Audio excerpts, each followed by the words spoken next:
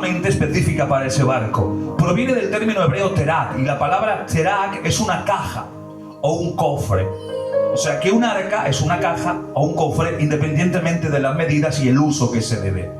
También la palabra terá tiene una raíz etimológica que es la raíz aron, que es la raíz que nos habla de un sarcófago o arca de madera, que también entonces los sarcófagos en ese tiempo, o los ataúdes sarcófagos en ese tiempo, hablaban también de un arca y usaban también la palabra arca.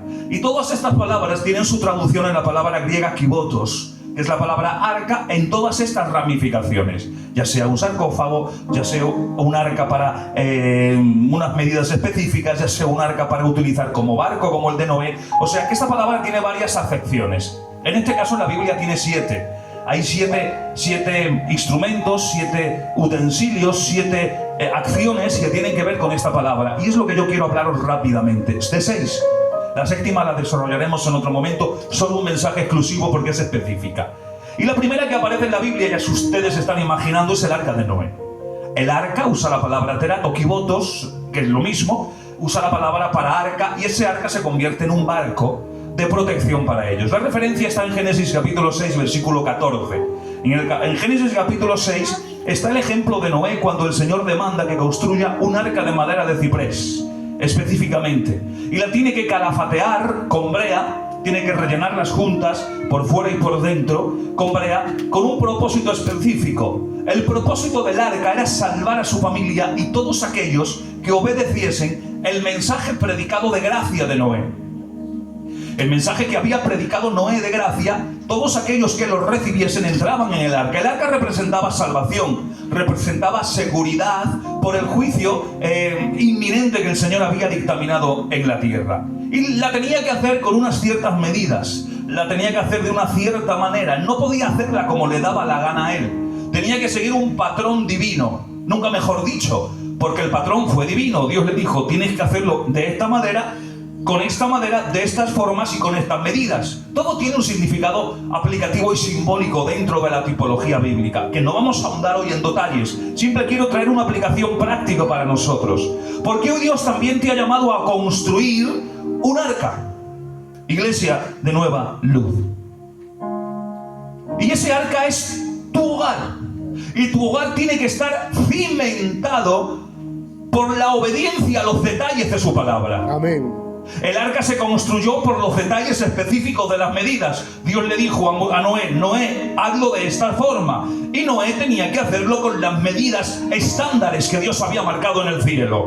Por lo tanto, esas medidas representan y son la tipología de que el arca representa la seguridad de tu familia y de tu casa. Amén. Y los cimientos de la seguridad de tu casa, para que Dios esté cubriendo tu casa en este primer arca que representa tu seguridad en tu familia, tienes que cimentar los cimientos de tu familia conforme a las medidas del proyecto divino a su obediencia. Cuando uno obedece su palabra, está trayendo seguridad a su casa, porque Dios está parando o acaparando la salvación y la integridad de esa familia. Pero ahí tiene que haber una obediencia. Las medidas a su voluntad es lo que va a proteger a los nuestros. Yo no puedo venir al culto, estoy en el culto, pero luego afuera y en mi casa vivir como yo quiera, fuera de la obediencia y de las medidas que Dios marca. No voy a tener seguridad, no voy a tener protección, voy a tener altercados en lo espiritual y en lo carnal que están fuera de la voluntad perfecta de Dios. La voluntad de Dios tiene un desglose. Está la voluntad perfecta y la voluntad permisiva. La voluntad perfecta es lo que Dios quiere para ti, lo que Dios ha diseñado para ti, y tú andas en ello. Por eso la Biblia dice, mi voluntad es vuestra santificación. Y cuando entramos en los parámetros de la santificación y de la santidad, estamos dentro de la voluntad perfecta del Señor. Amén. Pero atención, la voluntad permisiva es la otra cara de su única voluntad. ¿Y qué es la voluntad permisiva? Que a pesar de lo que Dios quiere, respeta la toma de tus decisiones, tu libre albedrío, que se marcha de la voluntad perfecta de Dios porque no quieres vivir en santidad, porque no te quieres cuidar en los parámetros de la obediencia a su palabra. Pero atención, estando en la voluntad permisiva, acarrea consecuencias. Y ahí tenemos a Sansón. Sansón es juez de Israel, ya nace con un proyecto, nace en la voluntad perfecta de Dios, pero para mantenerse en la voluntad perfecta le dice, escúchame, no te trenzas, déjate el pelo crecer, no te ajuntes a un cadáver, no bebas sidra ni fruto de la vid, tú apártate de eso y estarás en mi voluntad. Y mientras Sansón hacía y estaba en las medidas correctas de Dios, estaba en la voluntad perfecta del Señor. Y venía la fuerza sobre él y descollaba leones y mataba filisteos. Pero hay un momento determinante de su vida donde Sansón toma una alternativa y hace todo lo contrario a lo que Dios había mandado en la obediencia de sus medidas. Y se fue a la voluntad permisiva. ¿Y qué le pasó a Sansón? Acabó ciego dando vueltas a un molino. Porque la voluntad permisiva acarrea consecuencias. No porque Dios te vaya a castigar, no, porque tú y tus decisiones te van a llegar a un fracaso seguro. Por eso el primer arca, el arca de Noé, representa la seguridad de nuestras familias. ¿Pero cómo? Si nosotros y nuestra casa vive en las medidas que Dios pone conforme a su voluntad. Que estemos en los parámetros de Él. Que mi casa sea una casa de Dios. Que mi casa sea una casa cristiana. Que evite que mi casa sea contaminada y que se vayan fuera de las medidas. Que mi matrimonio sea un matrimonio dentro de los parámetros de Dios. Que mis hijos, dentro de la capacidad que yo puedo ejercer sobre ellos, estén dentro de los parámetros de la voluntad y de las medidas de Dios. ¿No creéis que a veces los hijos de Noé, la Biblia no lo registra? Pero posiblemente, tantos años, algún hijo a lo mejor se podría quejar contra Noé, porque quien escuchó la voz fue Noé, sus hijos no. Sus hijos escuchaban la voz filtrada por la voz de su padre, porque su padre era la autoridad representativa de Dios en esa casa. Amén. Y ellos escuchaban en alguno pues, un martillazo de mala gana. Y voy a poner la habla de mala gana. Mira que yo festejando y yo tengo que estar aquí clavando clavos. Pero lo hacían, se sometían a las medidas establecidas. Porque no siempre hacer las cosas de Dios gusta. No siempre ceder gusta. No siempre perder de tus razones gusta. No siempre dejar lo que te gusta, gusta. No, a veces lo hacemos y nos duele, pero lo hacemos porque estamos dentro de los parámetros de sus medidas. Amén. Porque sabemos que esas medidas son conforme a su voluntad. Y para que nuestra arca de Noé, que representa nuestra familia y la seguridad de nuestra casa, vaya a buen puerto y esté seguro y llegue al lugar que Dios ha marcado y nuestra casa vaya en bendición, uno tiene que estar sometido a las medidas de Dios. Amén. No es solo venir al culto. No es solo cumplir con lo establecido eclesial. No, eso va mucho más allá. La vida cristiana es el desempeño de lo que tú haces a lo largo de todo el día. Por eso, el arca no fue diseñada para navegar por la voluntad propia, sino para flotar bajo la soberanía de Dios. No le hagas timón, ¿eh? No le hagas timón. Entonces, ¿cómo la voy a dirigir? Es que no la vas a dirigir tú, la voy a dirigir yo. Es que a veces nosotros ponemos pequeños timones en nuestras casas y queremos navegar como nos da a nosotros la gana. Pero si he de decirte una palabra de gracia, si hoy entendemos que el primer arca en nuestra vida es el arca de Noé que representa la seguridad de tu familia, no la conduzcas tú tu casa, deja que sea Dios que conduzca tu casa. Si tienes que arrancar timones, arráncalos, que sea el Señor el timón de tu barco, el timón de tu arca. Porque la salvación te la va a dar el Señor, la seguridad te la va a dar el Señor. No te la da todo cuanto tengas, ni toda la familia que tú tengas. No, te la da el Señor cuando entras en sus parámetros de voluntad. Amén. Y del primero pasamos al segundo. Y el segundo arca que aparece, o en este caso arca con la palabra kiboto, que es la palabra sarcófago, es el arca de José. El arca, el sarcófago donde pusieron el cuerpo de José, el patriarca. Y el arca de José representa la esperanza de una promesa. Génesis 50 nos data esta historia desde el versículo 26 en adelante. José murió en Egipto. Cierto, murió en Egipto José. Pero su cuerpo fue puesto en un arca, en un sarcófago, con el propósito de ser llevado a Canaán para su sepultura final. Fue el último deseo de él. Él no quería morir en esa tierra porque él sabía que la promesa no era en esa tierra. Por eso no meterme y llevarme donde mis padres, llevarme allá a la tierra de Canaán que Dios ha prometido. Y lo meten en un sarcófago, en un ataúd, y lo dejan y lo llevan cuando el pueblo de Israel sale a Canaán. Dios mío, cargando tantos años con un sarcófago. Vaya promesa había en este hombre. ¿Sabes que a veces nuestros sueños parece que están estancados en un ataúd? A veces nuestros sueños, nuestras ilusiones en Dios, nuestras ilusiones quizás en nuestra familia, en nuestro matrimonio, en nuestros hijos, en nuestro ministerio, si somos ministerios, parece que están en un ataúd, que se han estancado, que se han frenado, que ya no hay promesa de Dios, que ya no hay un... Señor, me dijiste, no, se acabó, ya no tengo ilusión de venir al culto, no tengo ilusión de desenvolverme en su palabra, no tengo ilusión de seguir hacia adelante. Parece que mis sueños se han metido en un sarcófago y se han quedado ahí, y murió la promesa con aquel sueño, con ese fracaso. O me decepcionaron los que yo pensaba que no me iban a decepcionar, o me hirieron aquellos que yo creía que no me iban a herir. Y parece que he cogido las promesas que yo tenía, las ganas que tenía de desenvolverme en Dios y en la iglesia, y las he metido en un sarcófago y se ha quedado ahí. Pero te voy a decir algo, el sarcófago de José era un recordatorio de que Egipto no era el destino final. Uno tiene que entender que José, cuando dijo, yo quiero que me llevéis, cuando lo metieron en ese sarcófago, era un recordatorio para la casa de Israel, aunque no se dieron cuenta, de que Egipto no era el final de José, aunque su cuerpo estuviese ahí. Él tenía que ir a la promesa que Dios había prometido, que era la tierra de Canaán. Amén. Por eso, mantén tu fe puesta en la tierra prometida. ¿Cuál es la tierra prometida en simbología en esta tarde? El cielo, el lugar que nos espera, donde Dios nos quiere llevar en un futuro. El arca de José representa que aunque esta vida te rompa, aunque aquí te traicionen, aunque aquí te hagan daño, aunque pierdas las expectativas, pero atención, no pasa nada, deja tus promesas en el sarcófago de José, porque eso significa que tu vida y tu promesa no acaba en esta tierra, va a acabar en el reino de los cielos, a la promesa donde Dios viene a buscarnos.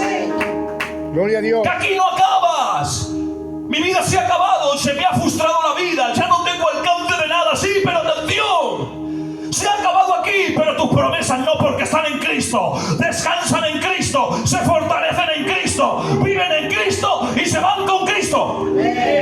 Por eso dice que estamos en Cristo. Estamos en Cristo, no alrededor ni al lado de, estamos en Cristo. ¿Y por qué estamos en Cristo? Porque en Él alcanzamos la plenitud, en Él alcanzamos la bendición, en Él alcanzamos el refrigerio, en Él alcanzamos la paz en este mundo tan incompleto. Por eso a veces necesitamos pasar por el estado del arca de José.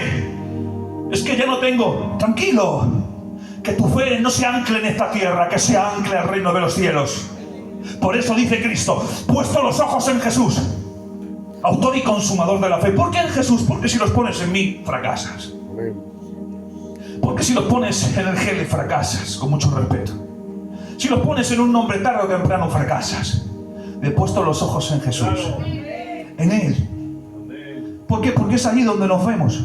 Allí donde vamos, allí nos vamos a volver a encontrar con los que han partido primero. En el Padre Nuestro, el Señor aparece Jesús.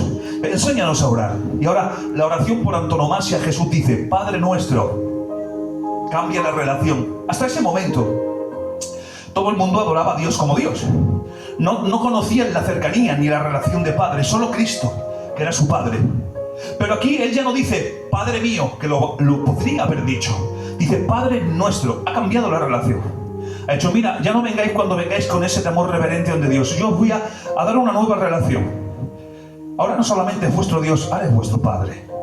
Por eso venid confiados ante el trono de la gracia. Pero ¿qué pecado? Vente, arrepiéntete, que Dios te perdona. Dios no te va a condenar ni a castigar. Dios te va a tener una conversación contigo, y si tú te arrepientes, si tú confiesas, el Señor puede alcanzarte en misericordia y restaurarte. Pero la segunda frase del Padre Nuestro dice, Padre Nuestro que estás en los cielos. Nos dice dónde tenemos que mirar. ¿Cuál es nuestra ciudadanía? ¿Dónde está nuestro Padre? En los cielos. No puedes mirar todo lo que tienes alrededor. Si empiezas a mirar todo lo que tienes alrededor, te vienes abajo. Problemas, decepciones, ruinas, traiciones, envidias, pleitos, competencias, buena gente, no tan buena gente. Si tú miras alrededor, duras 2 días aquí. Te desanimas, te desalientas, no quieres seguir hacia adelante. Por eso uno tiene que mirar en medio de una sociedad caótica y de a veces conflictos en las iglesias, mirar al Señor que está en el cielo. Amén.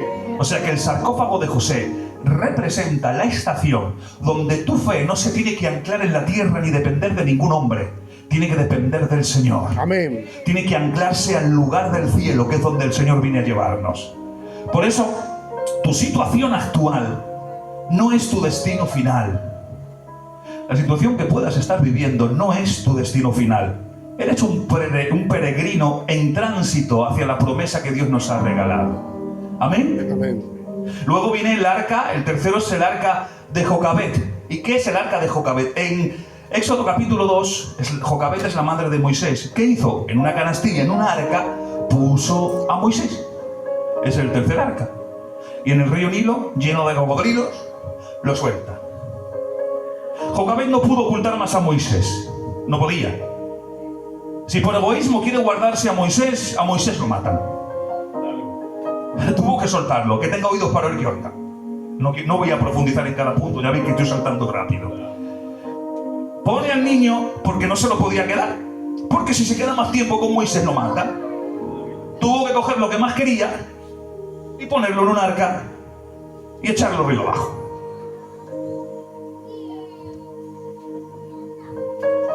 A ver cómo digo esto.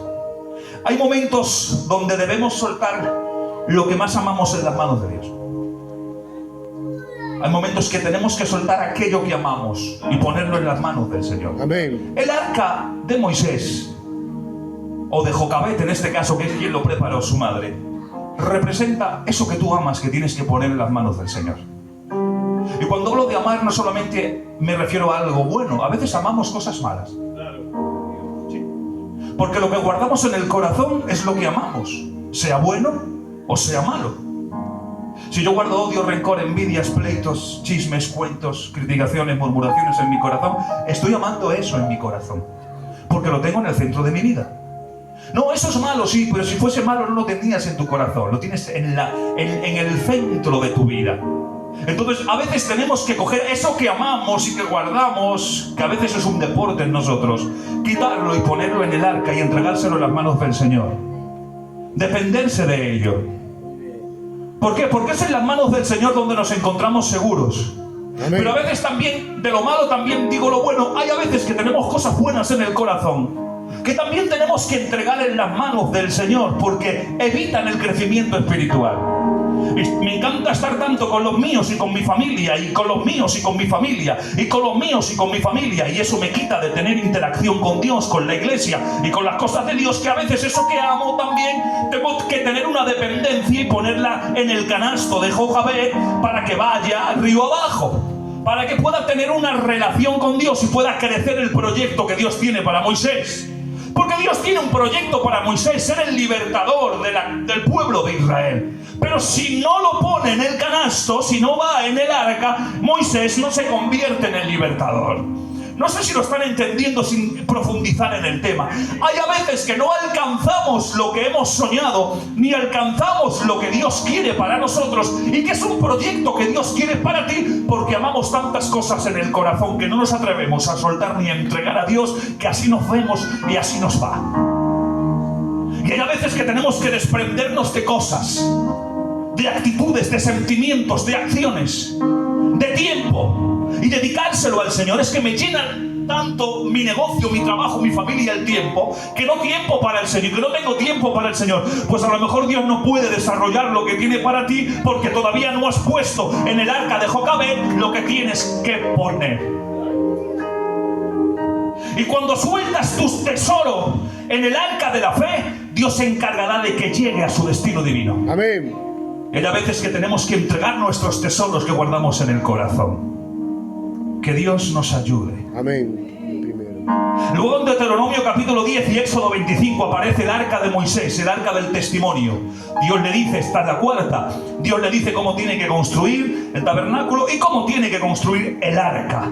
Y este arca era de madera de acacia, ya no era de ciprés ni de otro tipo de madera. Era de acacia y servía para guardar la tabla de la ley, que representaba la alianza de su pueblo, un trocito de maná y la vara de Aarón que reverdeció. Eso se guardó en este arca. Bien, este arca es el arca que está en la presencia inmediata de Dios. Estaba en el lugar santísimo. Ahí descendía la Shekinah, que era la gloria de Dios inmediata. ¿Para qué? Era un fuego literal que descendía y absorbía la sangre que se ponía en la tapa de este arca, que era llamado el propiciatorio, donde se ponía la sangre por los pecados del pueblo. Y si era aceptada por Dios, descendía el fuego, lamía la sangre, temblaba todo aquel lugar con centellos y truenos y rayos, y luego era aceptado y el pueblo adquiría el perdón durante un año. Bien, esto era el arca del testimonio, el arca que le reveló a Moisés.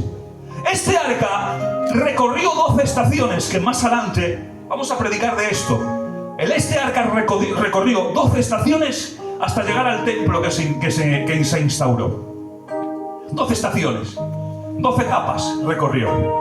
Ahora, si lo llevamos a la práctica de hoy, estas 12 etapas hasta llegar al templo de Salomón por las que pasó, el número 12 es el número de gobierno divino. El número 12 podemos aplicarlo al año completo, 12 meses de nuestro año. ¿Qué significa? Que da igual la situación en la que tú estés. Da igual el mes alto que tú estés o el mes bajo en el que te encuentres. Da igual que este mes ha sido bendecido y este mes ha sido derrotado y la has mancado, pero bien mancada. Da igual la etapa. Está diciendo que si nosotros tenemos y pasamos por la etapa del arca que está en la presencia del Señor, atención, da igual cómo estés, da igual lo que te pase, da igual el momento, la presencia de Dios tiene que estar siempre en el centro de tu vida. Tú tienes que estar siempre en la presencia de Dios. Te vaya bien o te vaya mal, estés sano o estés enfermo, tengas mucho o tengas poco, que no te falte el arca de la presencia. Que la presencia esté en el medio de tu vida. Es que tengo un mes, da igual, pero que tienes el arca dentro, porque da igual la etapa. Este arca pasó por 12 etapas, los 12 meses del año, y estaba siempre la presencia de Dios en medio. Es que a veces que nos evitamos este arca, no lo tenemos, y pasa un mes, ay, qué mal estoy, y desaparezco por completo. Fallan los cultos, me da igual, no pido explicaciones, no doy explicaciones, no digo nada, me da igual. Escúchenme, y voy a ser muy sincero con esto, a mí no me hacen mal. Hombre, me cargan, pero no me hacen mal, se hacen mal ustedes. Porque no están en esta etapa. Sí, el primer arca también, el segundo también, el tercero también, pero este cuarto ya no lo tenéis. ¿Por qué? Porque da igual por donde pases, que la presencia de Dios no tiene que faltar de tu vida. Amén. Tienes que estar dentro de la presencia del Señor. Es que este mes Dios está igual contigo. Es que esta temporada Dios tiene que estar contigo de la misma forma. Porque una iglesia sin arca del testimonio es solo un edificio. Una vida con su presencia es un templo vivo. Y si a esta iglesia le quitamos esta etapa del arca, que es la presencia inmediata de Dios, esto simplemente es un local donde venimos a reunirnos. Pero si el arca está en el medio, si la presencia está en el medio, nos convertimos no este lugar, sino nosotros en un templo vivo. Y allá donde vayamos, la presencia de Dios viene conmigo. Amén. Luego viene el quinto, que es el arca de Joás. En Segunda de Reyes, por si alguno lo quiere estudiar, capítulo 12, versículos del 8 al 9, el sacerdote Joiada puso un arca junto al altar que estaba allí de las ofrendas. ¿Para qué? Para recolectar ofrendas, y esas ofrendas eran destinadas para reparar la casa de Jehová. Había habido un proceso, es bueno que leáis la escritura para entender lo que estoy diciendo. Había habido un proceso y había que reparar la casa de Jehová. Y entonces el sacerdote Joiada, mandado por Joás, colocaron un arca ahí al lado, una arquita, para que hubieran ofrendido y trajeran ofrendas y economía para poder echar. ¿Para qué? Para sustentar y ayudar y arreglar la casa del Señor. ¿Sabes que a veces Dios, este arca también necesita estar en la iglesia, en nuestras vidas? Y el arca de Joás es el arca de la generosidad. Es el arca que esa generosidad no es para sustentar a nadie, es para sustentar la casa del Señor. Amén. Y tus ofrendas, tu apoyo económico, tus ofrendas, tu apoyo de presencia, tu apoyo de estar en la iglesia, estás colaborando para que las deficiencias de la casa del Señor se curen, Amén. se sanen, Amén. se tapen Amén. con santidad. El dinero no solamente era para los sacerdotes ni para lo que hacía, no, se usaba todo lo que se ofrendaba, desde piedras preciosas hasta dracmas en aquel momento, ya en el tiempo griego. ¿Para qué? Para sustentar y para ayudar y para bendecir. Y a veces somos muy poco generosos. No hablo de economía, porque esto aquí en esta iglesia no pega. Aquí la iglesia va bien siempre en la economía y todos ofrendáis muy bien. Una de las muy pocas aquí en Galicia, que yo conozca, vaya. Pero no solamente hablo de ese tipo de generosidad. Voy más allá. Si os habéis fijado, llevo prácticamente ya casi 4 meses con vosotros. Yo nunca hablo de dinero ni de economía. Es un tabú que yo tengo. Yo nunca hablo de dinero ni de economía. Aún más, la ayuda que me dan, yo es que nunca digo, jamás lo he hecho. Porque no procede en un pastor pedir nada. Ya está la responsabilidad en la iglesia de hacerlo. Amén. Yo nunca hablo de dinero, nunca digo de ofrenda, nunca digo nada jamás. Solo cuando se me demanda, pues yo tengo que decir algo, cuando me mandan un mensaje, recuerda los 10 euros. Yo no, ¿por qué? Porque el pastor no ha venido para pedir ofrendas. Ha venido para tratar el alma. Amén. La economía, eso representa se encarga de los ministerios. Por eso una de las leyes que yo tengo ministeriales, cuando pastoreo, eso lo enseño siempre. Siempre, aquí todavía no he tenido la oportunidad porque no ha hecho falta. Lo enseño siempre.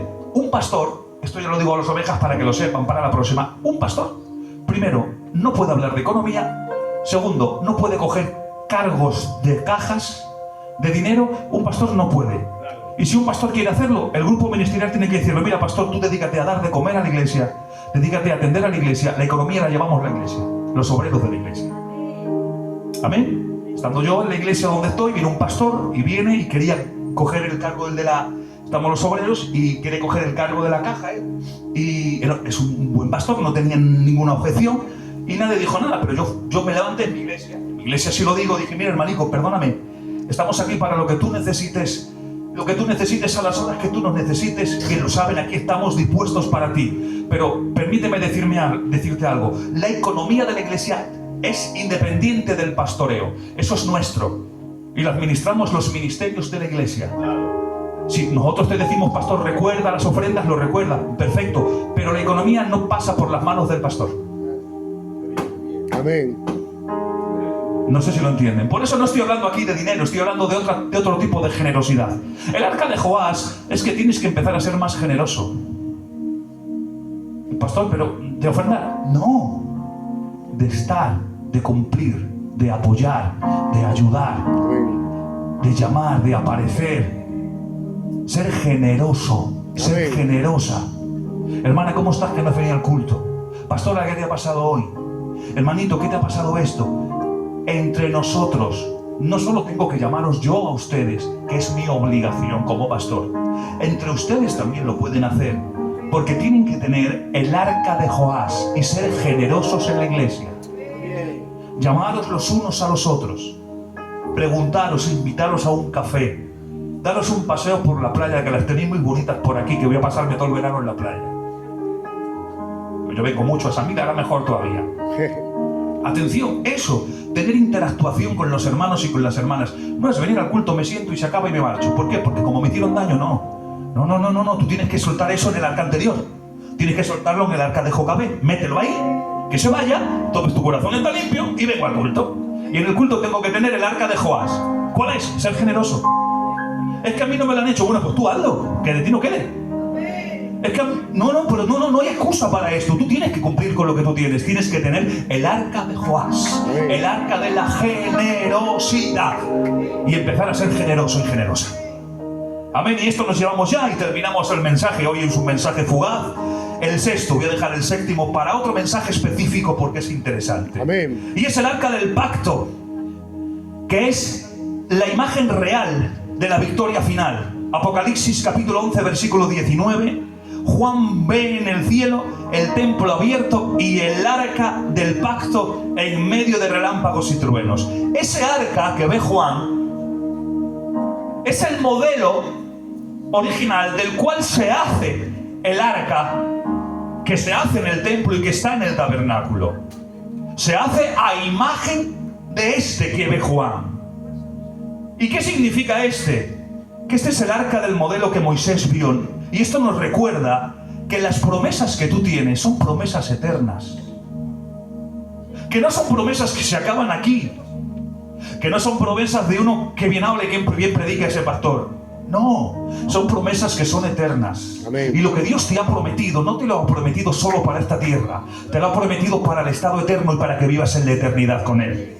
Por eso, al final de la historia, aparece en el capítulo 11 de Apocalipsis este arca, diciendo, que no se ha acabado tu historia en la tierra, que tu vida sigue en la eternidad, que tus promesas no son terrenales, que tu promesa no es que tengas un piso, un coche, 1 millón de euros en la cuenta bancaria y 4, 5, 16 trajes de Armani. No, eso no es. Tu promesas en esta tierra. Tus promesas es que eso es bueno, sí, que es mi bendición en esta tierra y tu sustentación, perfecto, pero que no, que tus promesas van más allá y van al estado de la eternidad, al estado del cielo. Y en el cielo hay moradas, hay lugares, hay que es cosa específica, gloria que aquí no somos capaces de ver e interpretar, pero que Dios tiene algo especial para nosotros. Que tu vida no es solamente terrenal, no, aquí acabamos y cuando venga la muerte o la muerte nos sorprenda, es una puerta que te lleva a la eternidad. Nosotros nos vamos para el cielo, nos vamos con Cristo y nos vamos a la eternidad. Señores, dale un fuerte aplauso a Dios.